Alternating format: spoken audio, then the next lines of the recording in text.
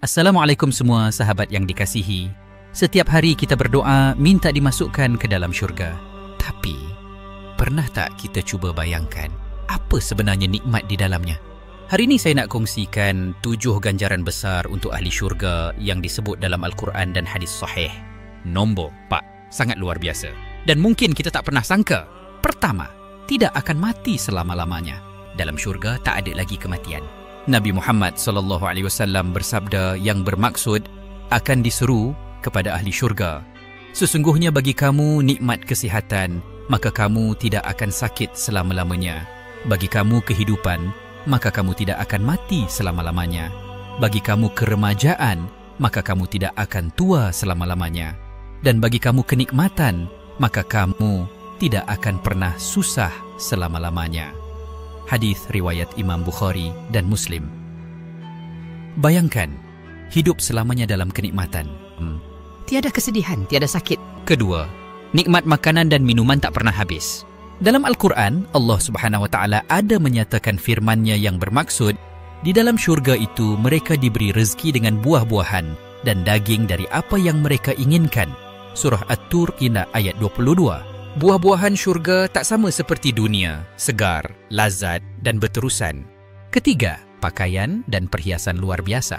Allah Subhanahu Wa Taala berfirman yang bermaksud dihiasi mereka dengan gelang emas dan mutiara dan pakaian mereka di dalamnya adalah sutra. Surah Al-Hajj ayat 23. Nikmat berpakaian indah tanpa perlu mencari atau membelinya. Allah yang beri. Keempat, dapat melihat wajah Allah. Inilah puncak segala nikmat. Nabi Muhammad SAW ada bersabda yang bermaksud, lalu Allah membuka hijabnya, maka tidak ada sesuatu pun yang mereka, ahli syurga, perolehi yang lebih mereka cintai daripada memandang Tuhan mereka yang maha mulia dan maha tinggi. Hadis riwayat Imam Muslim. Inilah ganjaran yang buat para ahli syurga menangis kegembiraan. Bayangkan, wajah Tuhan kita yang maha pengasih. Kita diberi izin untuk melihatnya. Kelima, bertemu keluarga dan orang tersayang. Allah berjanji akan himpunkan ahli syurga bersama keluarga yang beriman dan orang-orang yang beriman serta anak cucu mereka yang mengikuti mereka dalam keimanan. Kami hubungkan anak cucu mereka dengan mereka di dalam syurga dan kami tidak kurangkan sedikit pun dari pahala amal mereka. Tiap-tiap seorang manusia terikat dengan apa yang diusahakannya. Surah At-Tur ayat 21. Dapat bersama semula pasangan, anak-anak dan ibu bapa, satu kebahagiaan yang tak ternilai. Keenam pula, bebas dari penat, bosan, marah dan sakit. Dalam surah Al-Waqi'ah disebut, mereka tidak akan mendengar dalamnya syurga, perkataan yang sia-sia dan yang menyebabkan dosa. Dalam syurga, tiada lagi kata-kata menyakitkan hati, umpatan celaan atau perkara melalaikan. Hanya ada ketenangan, zikir dan kata-kata yang membawa kegembiraan. Satu nikmat yang sangat berbeza dengan suasana dunia yang penuh fitnah, gosip dan maksiat lisan.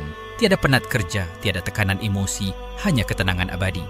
Dan ketujuh ialah, syurga ada 8 pintu, setiap satu untuk golongan tertentu. Nabi SAW bersabda, sesungguhnya di dalam syurga terdapat sebuah pintu yang dinamakan Ar-Rayyan. Orang-orang yang berpuasa akan masuk melalui pintu itu pada hari kiamat.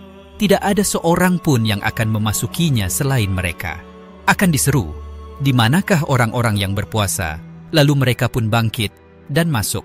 Setelah mereka masuk, pintu itu ditutup dan tidak ada lagi yang masuk melaluinya. Hadis riwayat Imam Bukhari dan Muslim. Hadis ini menunjukkan betapa istimewanya ganjaran untuk orang yang berpuasa, sehingga Allah sediakan pintu khas di syurga sebagai penghormatan yang eksklusif. Ada pintu khas untuk orang yang suka sedekah, solat, jihad dan puasa. Kita berpeluang masuk dari mana-mana pintu. Sahabat semua, ganjaran ini bukan cerita dongeng. Ia janji Allah dan Rasul-Nya. Tapi ia tak datang percuma. Kita kena sabar, solat, jaga iman, ikhlas beramal dan tinggalkan maksiat. Jom rebut syurga Allah. Dan jangan lupa, amal yang kecil bila ikhlas boleh jadi tiket ke syurga. Kongsikan video ini, mungkin kita bantu orang lain masuk syurga juga. Ya Allah, jadikan kami ahli syurga dan jauhkan kami dari neraka. Amin ya Rabbal Alamin.